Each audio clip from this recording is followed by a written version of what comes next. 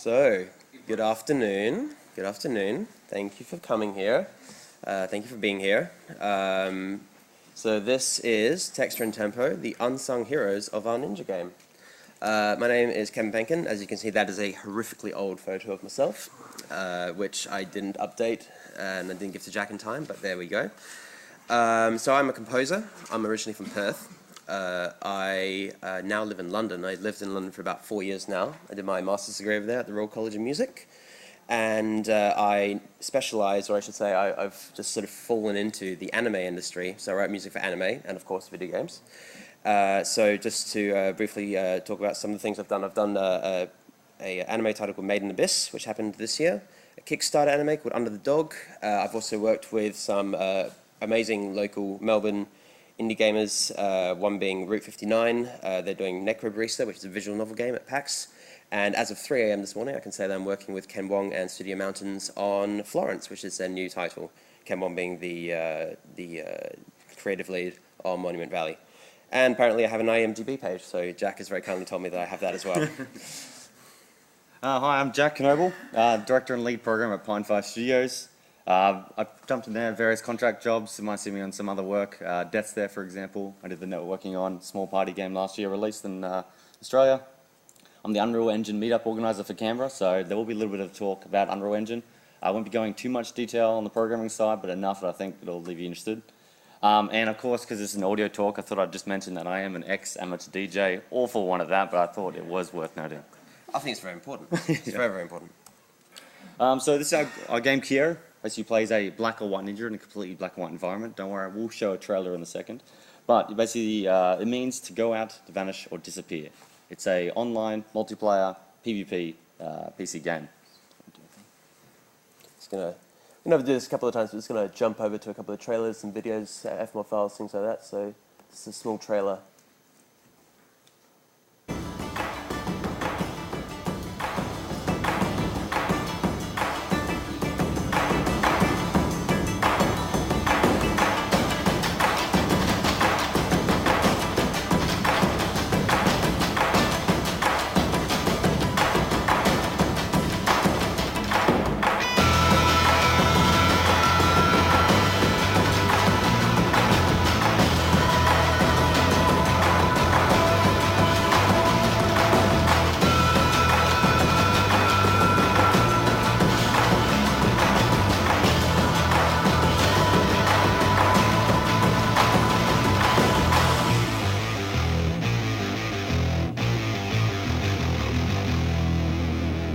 Go. That is. Thank you very much for coming. Goodbye. No. So that is, in a nutshell, Kieru. So for audio design, from the start, we knew we wanted our music to be dynamic. We wanted it to be free-flowing, much like our combat. At any moment, players could be presented with a player in front of them who's come right out of the shadows, come right out of the light, and they can instantly get killed or kill them. So with that in mind, at the very top of our design document we sent Kevin here was just describing what we wanted our music to be like. It's a highly interesting mixture of jazz and traditional Japanese music, performed by numerous instruments, from shakuhachi, koto, shamisen, taiko, to synths and conventional drums. These remain subtle in nature, building to climax moments throughout Kieru. We knew, as I mentioned earlier, that it wanted to be shifting, changing, and so should the music with it. So to start off with, we discussed what should happen with the music when we're not moving, or the players are trying to be hidden. So the music's supposed to be quiet, subtle, bright, joyful, evoking curiosity, and of course anticipation. So next up, the match is halfway through. The players are killing each other and scoring points. Players are actively seeking each other and moving around the map. Tense, empowering, rhythmic, invoking excitement and anticipation. Percussion heavy. The match is now at an end. Players are trying to get the final kill, and the last 60 seconds is going on. So it's the upbeat, powering, tense, cool, stressful and exciting. We want the players to be, the tension levels to be set with the music and the tempo of the music. Now that was what we passed to Kevin. Now I guess Kevin can discuss what he did. Pretty much. So after getting all those adjectives and reference tracks that you were hearing just then, I basically wanted to go away, have a bit of a think, have a look at the game in terms of what's the gameplay actually doing, how should the music actually reflect this, how can we reflect it, can I basically achieve what they're achieving visually and through gameplay with music? Because I was first really taken aback. I thought the game was absolutely awesome. I said, oh, this is great. The visual style really appealing for me personally, aesthetically. The gameplay, obviously, super random, super chaotic, super fun, I think. And now the pressure was on me, basically, just to deliver. So what I wanted to do first was essentially go into sort of a conceptual sort of stage first. And I wanted to make a track that could essentially, and I will actually maybe talk over the track, which would be quite nice. And it's right here. There we go. So Jack was talking a little bit before about how he wanted to have the music very fluid, very sort of like in different states and things like that. So I wanted to see if I could create a piece of music, just first in linear sort of fashion, but write music for music's sake in a way, and see if I could, you know, start off very subtle, sort of like, imagine if you've just started the game, you saw the visuals, they are very appealing visuals, but you were just sat there and you're just looking around and you're saying, oh, this is really pretty. Then you realize that there are ninjas around you and they're about to kill you, so oh god, we need to start, so we should actually, you know, have a little bit of flashy cymbal action. So as you can see, I'm sort of adhering quite closely to sort of their reference tracks at this point. Normally, I mean, I know there are a couple of composers in the room, and everyone has their own sort of opinion on reference tracks or temp tracks. And for anyone who doesn't know what those are tracks that are used by, they could be film editors, they could be by people such as Jack, so doing sort of game development, things like that, that help people understand maybe, or help them express what they want from the music. There are some sort of double-edged sword sort of elements to temp music, which we won't get into just too much, but essentially, I personally can find temp tracks very sort of appealing and interesting. The reason for that is because you can actually see, in my opinion, a lot of insight into what the developer or what a film director or something like that is actually trying to do. So I looked into what they were doing and I actually really dug like their tracks, like they referenced Cowboy Bebop. I'm way into Cowboy Bebop, as I'm sure a lot of people are. And so I started creating this track, and it's got some lows, it's got some highs, and just wrote it. And I hope to God that it works, really.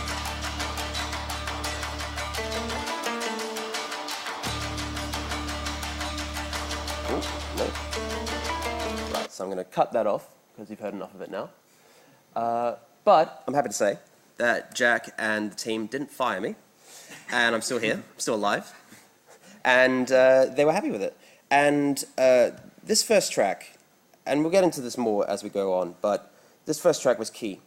It was, you know, it is closer to traditional battle music. It's using traditional Japanese instruments, it's using taiko, it's using some conventional drums, it's using a little bit of synth. It's exactly what they asked for, which is not bad. And I'm happy that they enjoyed it, and I enjoyed writing that track. But what I started thinking about with Kieru is how random it is in nature, how chaotic it is in nature. And I'm going to start repeating a couple of words here, but I think it's important to remember them and to remind yourself constantly, like what are you building your work towards with a project? Can you keep the core concepts that you want to instill in your music and thus the game in mind? So this track, I think, just from a political perspective even, was able to sort of show that, yes, I was able to fulfill a brief, I was able to execute something that I was happy with, that they were happy with, but where do we go from there? So I wanted to venture into different approaches, and I wanted to see what it would be like to sort of explore sort of the nature of the game a little bit more, you know, because the gameplay is pretty crazy in nature, and you could do quite a few different things, and you had no idea if there was a ninja that was standing in front of you in plain sight about to slice open your head.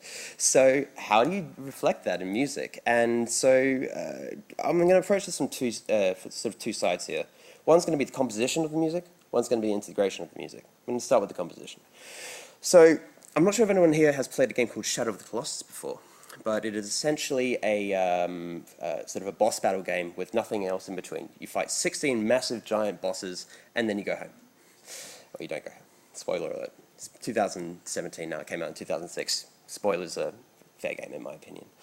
So, the final boss in this game, you are going through, you fight these 15 giant bad guys, and there's all got this pumping, like sort of really pumping orchestral music, and it's getting you, you know, sort of getting your heart rate up, and you're really excited, and, you know, cymbals and strings going crazy and horns going crazy. And you get to the final boss, and you listen to the music, and you say, hold on, this should be the climax of this entire game.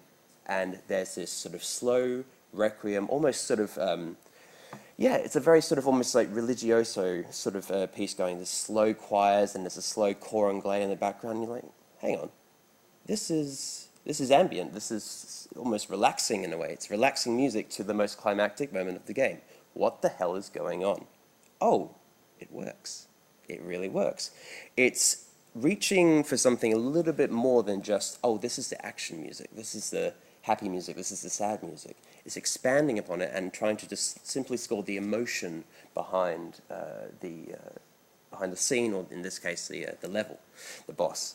And I wanted to see if I could do this in my own sort of like weird way, because I love how Kieru is so random, and it's random and chaotic. I'm going to keep on saying it, because what happens if you put something very unexpected in terms of music in the game to reflect sort of the nature or sort of the core concept of this game?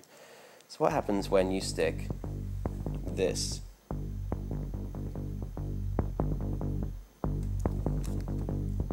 as a piece of battle music? Because it's not battle music, is it? It's just, well, some very Nine Inch Nails inspired ambient tracks. Dark synth, you know, slowly building, doesn't really, you know, it's just sat there, it's just doing its thing. But I'm going to play the same trailer. If I haven't, yeah, no, I haven't closed it, that's good. I'm going to play the same trailer, sound off, so you don't hear the battle music from before. Let's see how we feel.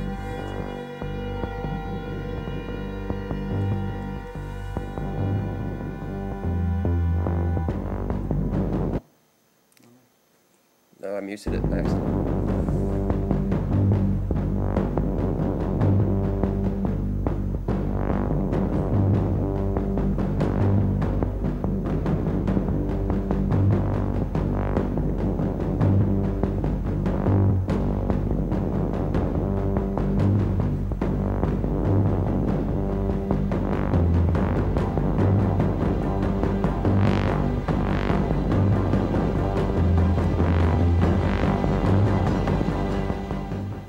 So, I had no idea if this was going to work. I still, to some degree, don't know if it is going to work or does work. But I sent it to the boys up in Canberra, and they said, actually, no, this actually kind of works. It's different, it's unexpected. But the result, essentially, is that we've just created a piece of music that shouldn't work in a battle context, not from the point of view of cliche, but at the same time, oh, actually, we get the same sort of shock value that I felt playing Shadow of the Colossus. We get the same shock value that you should hopefully feel, that juxtapositional shock value, when a ninja comes out of plain sight and slices your head. Can we make that work? Maybe, with ratios. There are going to be some battle tracks in here. There are going to be a lot of like pretty high octane battle tracks, and they're going to be driving in different ways and things like that. But what if occasionally, every 4 or 5 tracks, we just dropped in just like an ambient track? What would happen? Because you're going to be expecting, oh, well, you know, we've got action track 1, action track 2. Oh, there's no music. Wait, no, there is. It's just this little pulsing little synth. Does that screw with you? And I don't know about any other sort of composers in the room, but the reason I like doing media music, or the reason I like working with other people and writing music in the first place, is I get to screw with people. I am the cynical guy in the room that loves screwing with people's emotions and people's thoughts and feelings. That's where I get my rocks off. So if you can achieve that in music, I'll go home a happy chap. So that was the whole reason why I wanted to, first off, do the track 1. You know, we had this high, you know, kotos, we had all the things that Jack and the team had sort of explained to me that they wanted. And then I tried to challenge them, and I tried to challenge myself as well. Can we do something different? Can we do something that I think represents the true spirit of the game, which is that it's chaotic, that it's random, that it's fun, and that you can expect the unexpected, so to speak. So that's the first side of sort of how I wanted to approach this game as the composer. Compositionally, can we make a lot of variety and have the player basically never expecting the same thing? What about the integration? Because as we all know, if we work in the games industry, writing the piece of music is about 50% of the challenge. The other 50%, of course, is actually making it work in the goddamn game, which is, you know, it's a challenge. And if you do come from a background of film music, something like that, sometimes you need to sort of reprogram yourself a little bit. And I've had to do that quite a few times myself. And as you heard before, this was a composed linear piece of music. It had its own ebbs and flows going up and down, left and right, blah, blah, blah. But that's not going to work in the game because it's linear. We need to make it interactive now. So how can we make the integration just as varied as sort of the concept that I had for the music? And it's difficult. And how should we approach it? How should we go about it? And I personally came from a Wise background. For anyone who doesn't know what Wise is, it's a middleware where you can program in music to do different things in the game. And of course, because I came in from a Wise background, the obvious answer was Fmod. So this wasn't Kevin's decision. It was a decision primarily made by me. First and foremost, reason was, in all honesty, the integration was ridiculously easy. For Wise, at the time, I had to tear apart the engine in all sorts of different ways and get all the code working as opposed to just a drag and drop plugin. For a three-man team as a programmer, and the only programmer of the team, I didn't really want to be doing that with Wise, so I just talked to Kevin and he's like, I can learn Fmod, sure, sounds good. Next up is an Australian-based company, so I definitely want to support them if possible. And lastly, it's cheap. Now I say cheap question marks, it really depends on how big your budget is and how many titles you release, but for us, we're going to release one title in a year and our budget is well over 500,000. If we had gone back and done this again now, I might have actually looked into the Unreal's new audio system. In 4.16 they just rewrote almost entirely everything. So from the ground up, supports all platforms. As I mentioned, it's got a multi-platform EQ. It's got reverb, master effects. Create synths in real time, which I think is really cool. You can dynamically do this throughout the game or any project you're using. And it's got Steam audio integration. If you're unfamiliar with Steam audio, it's a audio solution used for working with 3D sounds and 3D soundscape as opposed to normal audio solutions in the past have only been on 2D, 1D even, so we're on the X-axis, sorry. And then this one allows you to do the Y-axis, so you actually get positional sound up above you as opposed to just somewhere in the vicinity in front of me. Now that in mind, it's off to Kevin to show off the Fmod integration. Right, so when I started using Fmod, I still thought of it kind of as Wise in the sense that Wise, for me, when I was learning it, and I still have a somewhat rudimentary understanding of Wise, actually I do have a rudimentary understanding of Wise, it's very trigger-based, at least for me, and I get triggered very easily. But no, so, you know, I could create all these game states and I could, like, yeah, it was a shit joke. But what I figured out is that, well, what I was used to, or what I thought was going to be appropriate, and I'm just going to, because I do apologize, I'm going to have to look this way because we don't have the screen working down here, unfortunately. But if I can find it, yeah, here we go. So, I thought that I could sort of essentially, that's an interesting sound coming from the aircon. But anyway, pressing on, I thought that I could just simply, you know, sort of start this and sort of make it work like this, and I could just sort of split everything up into like sort of ambient little sections and all this sort of thing. And I don't know why this is not working. I don't really have too many sounds happening right now. Oh, for some reason it's coming out of my my speakers, unfortunately, which is going to be really annoying. So I do apologize for that. I'll see if I can fix that very quickly. However, just to press on without our technical issue, or with our technical issues, I should say, what I thought was a good idea is that we could start maybe here, and we could just sort of have all these little dials, all these little sort of buttons that Jack could just sort of go in and fix, and he could say, oh, well, I want to start this in this sort of ambient sort of section, and then all of a sudden we can just anytime just sort of, you know, if we want to go to sort of maybe this one here, he can just like hit this little trigger button here, which is the dial, and we could just sort of, you know, skip to sort of progression here, and it would sort of work. And I would just say, oh, well, you know, can you just make them go to that section of the music when, you know, they're about to slice, or when they're running, or when they're sort of close? Can you just do that? Can you just sort of hit that? Will it work? And so I just sort of send that off to Jack, and I'm going to throw it back to him very quickly because I believe because Jack basically was working with an Unreal, and that was my approach initially, and then Jack basically wanted to, well, Jack will explain where he came in from his point of view with the Unreal integration. So while he was creating this, I was off in Unreal doing my own programming thing, creating a system that could be extensible, usable for all of the tracks he makes.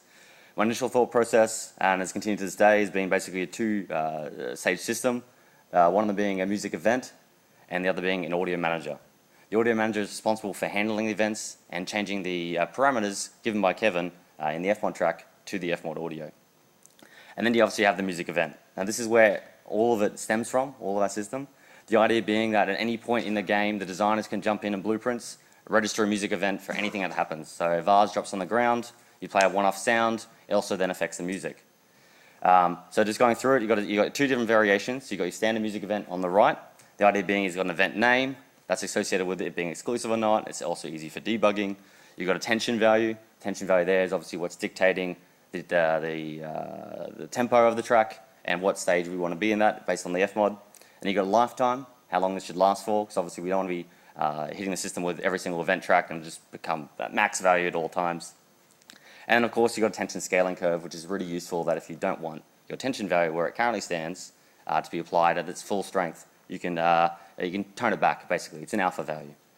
And then you've got your persistent music event. Now this is super useful, and the only difference is between this music event and the standard music event is the fact that you can give it a function. The idea being that designer can go in and go, all right, this is updating all the time, and I want to change the value, and it's permanent, effectively. And once you want to remove it, you can just deregister it from the system. But a prime example of what it's used for is when we're running around the game. We want the value to be changing constantly. We want to be updating and reflecting those changes on the music system. Now, you guys may have seen there's two different approaches we had there. The fundamental flaw we had was that we went off and made our own systems at the same time. We did talk. We thought we were on the same page. We were not. So the first problem obviously is the clear direction for both of us. Both of us had a system design in mind. You obviously have the trigger-based system. When I see it as a trigger, I see it as the events. So I translated from what he said to what I implemented, and they were two separate things. Secondly, we both agreed there were too many dials. As a programmer, I opened that project up and going, holy crap, where do I begin with this? Purely because I didn't want to be manually operating every single knob and dial. I wanted it to automatically happen. Instead, so the current system I had implemented was, I guess, a one-dial approach. That's what we'll discuss next.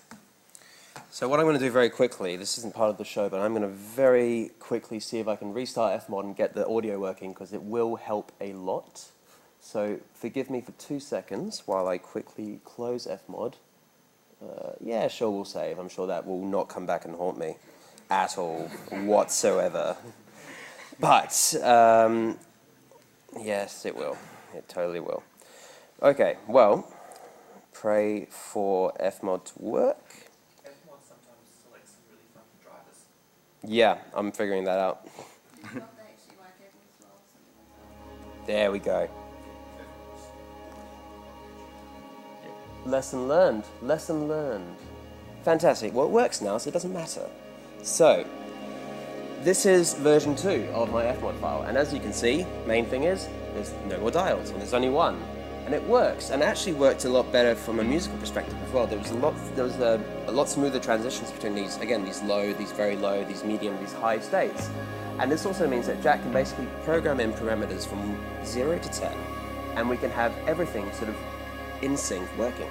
So at any time, I can just sort of, if you're like standing still and you sort of take it in, or you're hiding, you're going to hear this really, really low music. Or if you start walking around because you remember, oh crap, there's ninjas around me, you can go straight there. Look at that, we're in. Great, okay, walking around, and then all of a sudden you see maybe a ninja comes in your peripheral vision or something like that, and oh no, we need to go up a little bit. Okay, let's bring up the intensity a little bit. But let's say, oh no, I want to run away, So let's go back down, and then you stay still and you're hiding, oh no, we're back here. Now, it will come more apparent as I start doing more examples, but I've set up multis here in Fmod, which basically have different sections of a similar intensity that are set to a sort of a randomizer. So every time that you actually hit a different game state, you're actually hearing a different part of the track. So even though it was composed in a linear sort of fashion, now broken it down to, let's say, 2 or 3 different sort of low or medium sections. And you'll hear this in battle as well. Ooh, hello, you're not. Thank you. Can't seem to get out, unfortunately. That's okay. Figure it out in 2 seconds. There we go. Alright, so let's see what happens when we go up to battle. Because essentially what you want to do is be able to smoothly transition between every single state, while also, so you have that fluidity. But at the same time, let's say I still want to keep in with that sort of random nature. That's why we have the multi, so we can sort of go up and you'll have to hear a different sort of battle track every time, or a section of the battle song every time you go into a different battle. Remember, people are dying and people are sort of coming up and killing you every second. You know that, and you have to be very, very flexible with your approach. And I sent this to Jack, and he said, "Okay, this works. Let's try it in game. Can we program in all these parameters, and can it work?" So I'm going to give you a little quick sort of screen capture of the game, because you'll see it in action and you'll see it working, which is really good. So I like it when things work.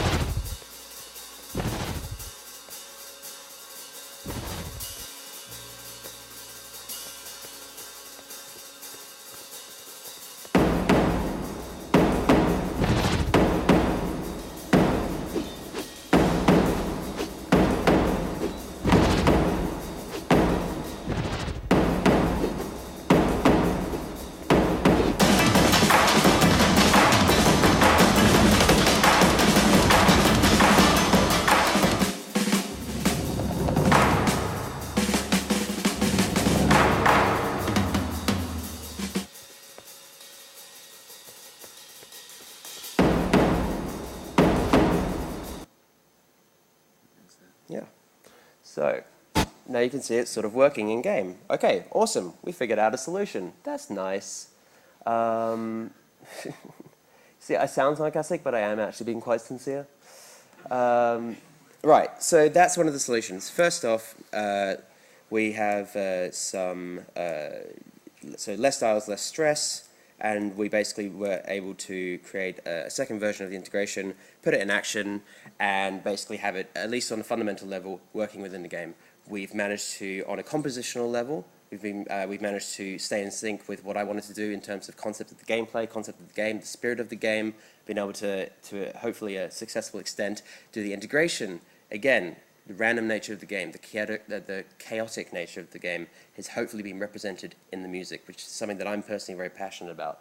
And I think it's also really important to note, for anyone who's a developer or a composer in the room, building trust and also just being able to communicate and collaborate sort of on a learning experience level is super, super important. If you're not open to ideas on either side, on Jack's side or my own side, then potentially you're not going to be able to achieve what you do want to achieve. You don't want a game like this to, in my opinion, just be like sort of stagnant loops and things like that. You want it to bend like water around the gameplay. You want to accent everything that is good about the game that you hopefully give, well, I was about to swear, that you give a crap about. So the thing is, though, it's still not too much of a perfect system. Yeah, so as you can see in the video, it works well, works okay, but there are some still fundamental flaws. There are transition issues in that particular track. It's hard to make all the transitions work. So when it's dynamically changing all the time, you've got to make sure that it sounds fluid. So our current approach, and we didn't have it shown today, was to add stingers for each of the transitions. If you might remember, they're actually quite hard, especially going from medium to low. Another solution as well to adding some more randomness to it. We also realized that more game design was required. A lot of this, when we went back and forth between us, on theory, on paper, everything works, everything's fine, Fmod project works. Then we get to in-game, and the results are, okay, when am I in when am I in the low section, when am I in high?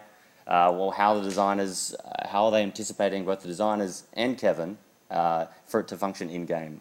One thing we did do, we sort of semi-skipped over it earlier, was sending off footage to one another. The idea being I send footage to Kevin, he comes back and goes, here's what I think it should sound like. And with that, we've all got a good reference point. And it allows us to also, as a discussion we've had, is, okay, why are we in very low? Why is it very peaceful when there are guys running around near you? From his response. Exactly, and to expand on that, essentially, in film music, for anyone who isn't aware, there's a very important process called spotting, where you essentially go through the film and you say, okay, well, music needs to start here, and it needs to end there, and it needs to do this. So you're saying, when does the music start, when does the music finish?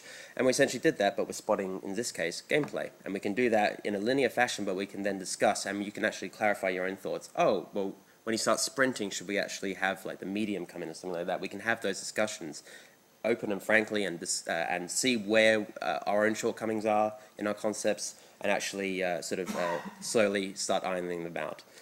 And the exciting thing about working with Jack and the Pine Fire crew and being able to essentially come to a consensus on how we should use like this whole one dial system I was talking about before, with just almost like a gain or a volume knob, we just turn it up and turn it down. Imagine that at the top of sort of a pyramid, and that you can sort of trickle down, and you can start doing some interesting things below that, but you can still essentially keep the same framework that works for Jack, and I can still do my own thing where I'm just sort of like, well, actually, I really want to see what will happen when I start messing with different styles of integration of tracks. So if you guys remember that little ambient track from before, I'm going to switch over to Fmod again, because I'm going to show you essentially a completely different project, and I need to load it up again, don't I? So that's okay, I can do that. I'm just going to have to look over here. Thank you, Fmod. So it says track 3, but it's actually track 2. Don't ask why. Track 3, here we go. All right, so I'm just going to start playing this again. So you remember this?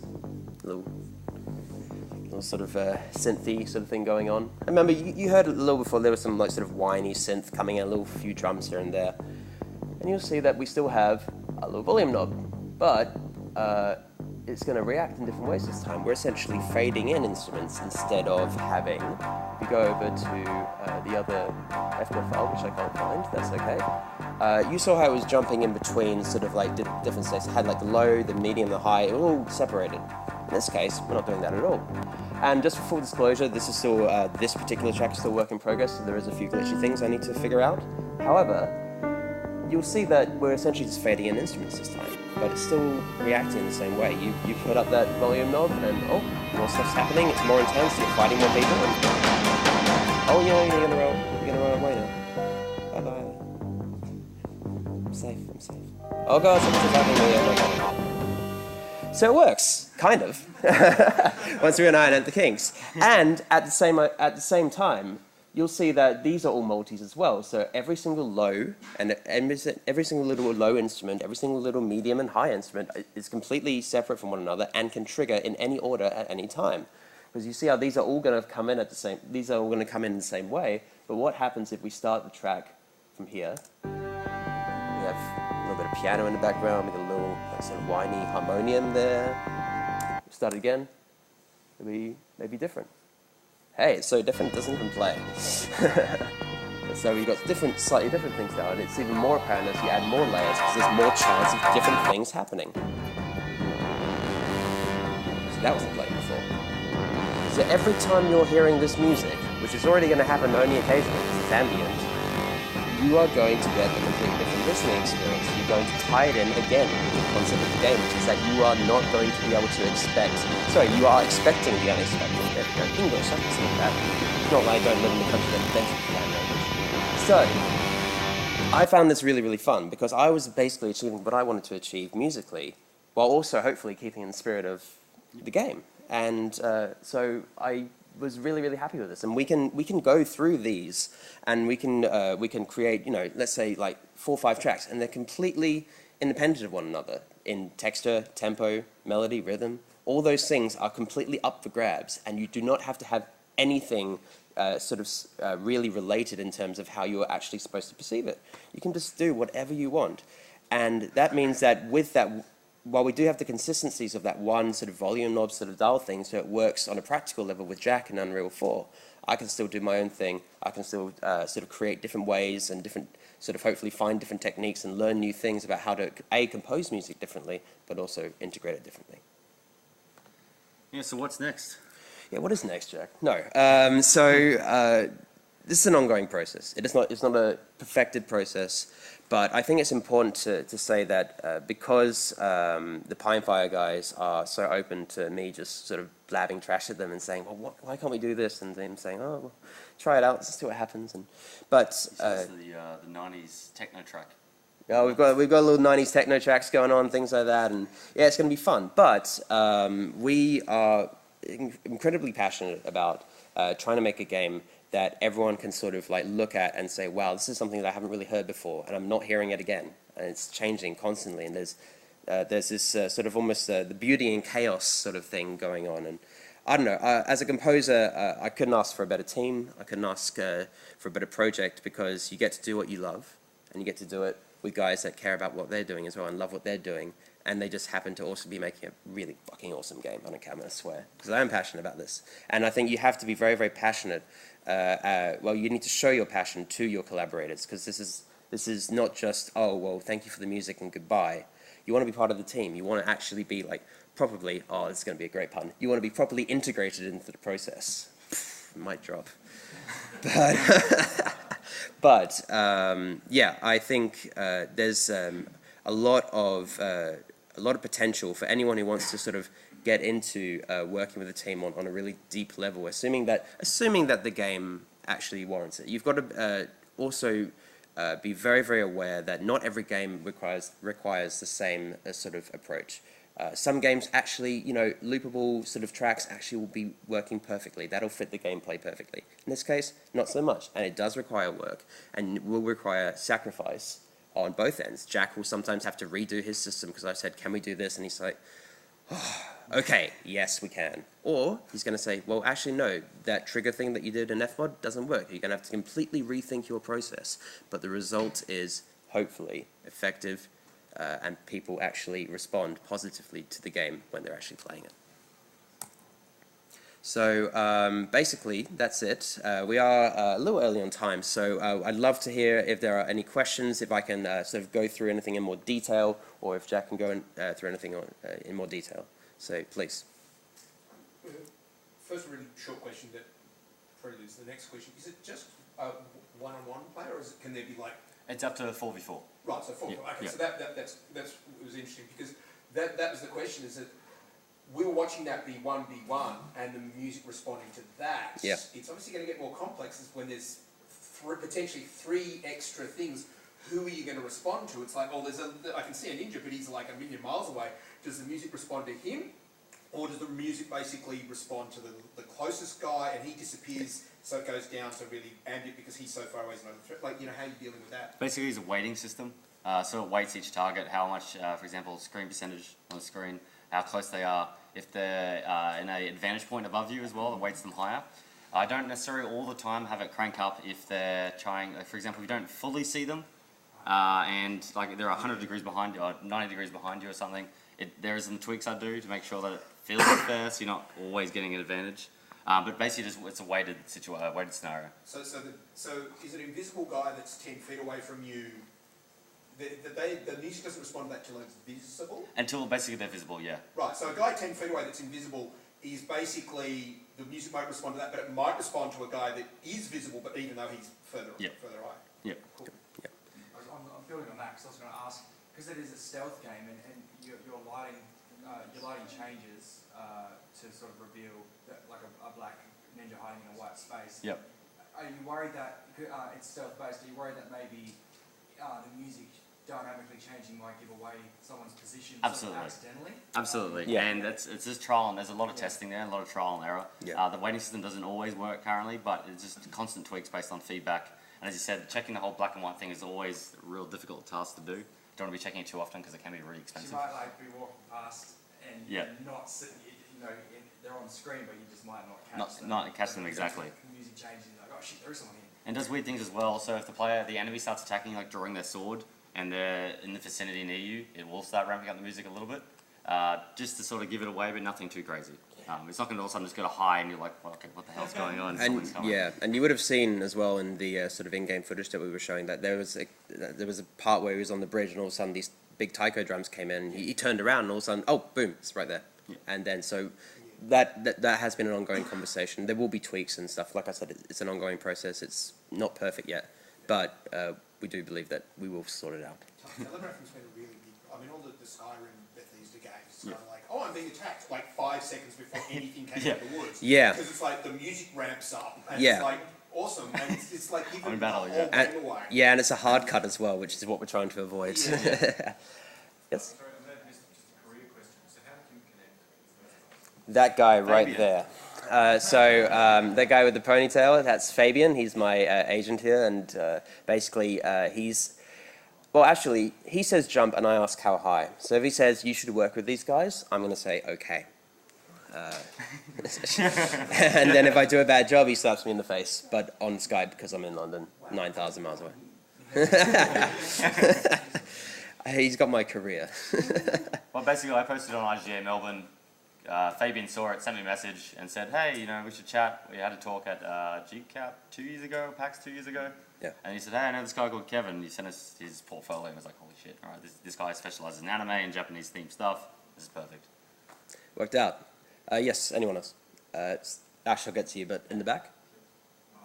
What's the mixing and mastering process when you're using stems? Because obviously, I assume you're not going to master or mix each stem by itself and then put it into Fmod. So Yeah.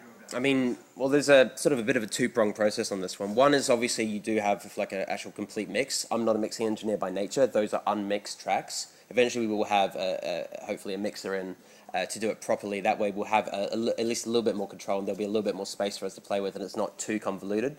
The second part of that is, as you saw, it's just sort of fading everything up to like sort of the same decibel. But of course, since it was composed linear, not all those tracks are going to be playing the same time as I was writing it.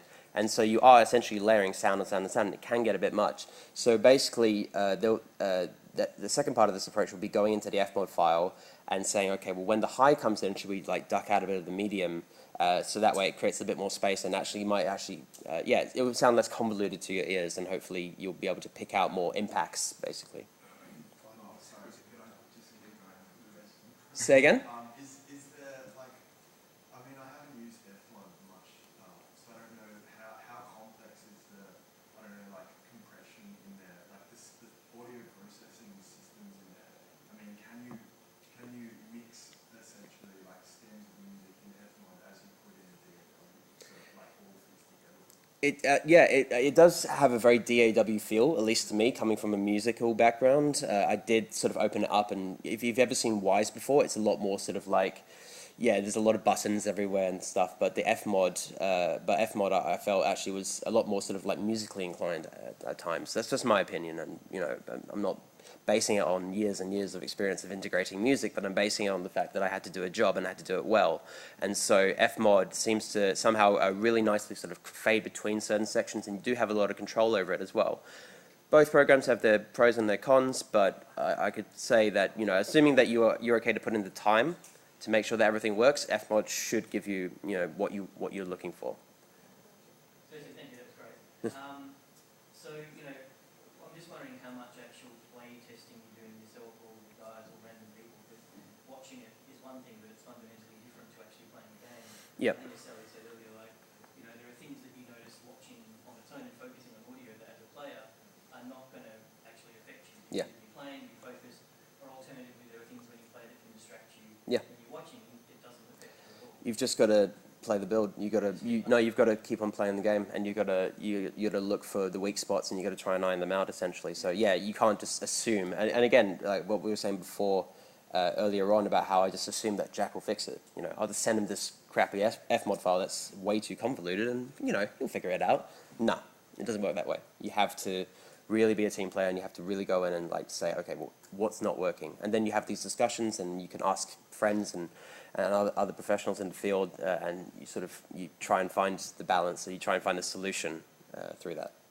On a more technical note, when you're building the loops for whatever you're doing, how do you deal with getting the transition smooth for when it does loop? Like, I mean, I get the impression that you wouldn't be able to use reverb in the same way you normally would. Yeah. Because things like reverb tail get cut off as it loops around, whereas you transition from maybe one field to another. How do you work with making that smooth and from a technical kind of point of view? Sure. Well, it depends on maybe what type of integration you're doing as well. I'll use the track 1 as an example, where that's sort of more traditional action track. So Fmod does have ADSR functions, so you can basically say how you want sort of a track to fade in or out and stuff, and so you can get somewhat smooth transitions, especially on sort of like the sort of tail end when you're fading out and you're cross-fading out of something. It's quite good. Jack was mentioning before, we still have some problems with hard cuts that we want to sort of try and address. You can address that by using things like stingers and just a little drum roll, something like that. You can stick that in, and it can really help the flow of the track sort of continue. So it still sounds like music, so to speak. It doesn't sound like sort of quite blocky. So, sorry, does that answer your question? Yeah, I mean, also, as an addition to that, like, in terms of, like, reverb tails, how do you deal with that? Do you just not use reverb on the stem? Well, we haven't really experimented with the reverb in Fmod too much. So far, we've been quite lucky. And there are, again, like with sort of releasing certain things, and depending on how you're mixing it, depending on how you're sort of, I think you have an answer. I was just going to say, but there's been a couple of questions here that sound like that people are doing linear stuff. It might be worth pointing out that things like reverb and mix and stuff like that, because it happens in real time, the mix occurs when you play the final game, and the reverb can be added in real time. And so I think a lot of linear people are used to baking it in. Yeah. So you can have a loop that's clean, and the reverb is done in Fmod in real time. So there is no problem with reverb tails. And so that's something that so people who are not used to working with the interactive stuff, a lot of this processing that you would normally do in Pro Tools or whatever actually happens when the player plays the game. So the final mix and all the compression and everything like that happens at that point. So Kevin's basically set up the music, and in a lot of cases would maybe potentially make the music very dry, and then all of that sort of stuff gets happen on the console or on the computer when it's played. So a lot of those sorts of things he doesn't actually have to think about, he just has to set up the guidelines so it gets done in real time. Yeah, you have to sort of... As a fade, yeah. So you'd automate the reverb to the mix up as it would fade out. And so yeah, as Stephen was saying, it does it real time. If we thought there was an issue with the reverb where it was like way too sudden or it wasn't smooth enough, we could address that in Fmod as well. So we just sort of weigh our sort of options and see if we do have some shortcomings with things like reverb in like sort of a linear sort of compositional sort of context, and then we sort of go from there and see what happens. There's also other tools that allow you to add in tails and stuff like that. So Wise lets you do that. Also, Elias is a new tool that's been around for only a couple of years that has like a more Ableton-y type of feel. There's many ways to skin this cat. It's 12:50, so please come up and say hi and ask questions. I'm happy to chat. How are we doing for time? Are we got for 1 or? It's lunchtime now. Yeah, Okay, yeah. gotcha. So, yeah, that's cool. Oh, okay. Well, if you want to go to lunch, sure. If not, I'm happy to stay around a couple of minutes, but I'm not sure what the jam is with that. But I'll just say formally, food. But guys, thank you so much for coming. Really, really appreciate it.